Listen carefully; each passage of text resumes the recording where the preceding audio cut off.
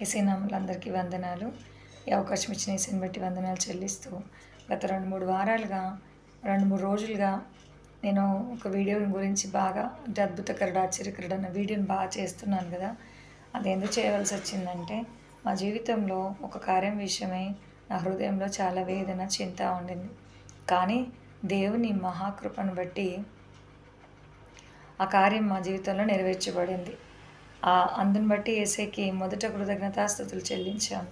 నిజంగా మనం నమ్మకం ఉంచినప్పుడు ఖచ్చితంగా కూడా దేవుడు మేలుతో మన హృదయాన్ని తృప్తిపరుస్తాడు. ఎక్కడ మనం పొందుకోలేకపోతున్నామంటే అవిశ్వాసం. చేస్తాడా? చేయడా? తప్పకుండా జరుగుద్దా? ప్రార్థన చేస్తాం. నమ్మకం ఉంచుతాం. ఉంచే అంత నమ్మకాన్ని ఉంచకుండా ఏం చేస్తామంటే చిన్న సమస్య రాగానే బెంబేలెత్తిపోతాం, భయపడిపోతాం. కానీ ఆశ్చర్యకరుడైన యేసయ్య పైన మనం భారం వేసినప్పుడు మన చింతని తొలగించుకొని ఆయన పైన మనం ఆధారపడితే ఖచ్చితంగా ఆయన మనం అడిగిన వాటికంటే, ఊహించిన వాటికంటే అత్యధికమైన మేళ్ళతో, గొప్ప కార్యాలతో మనల్ని తృప్తిపరిచే గొప్ప దేవుడు. Praise the lord.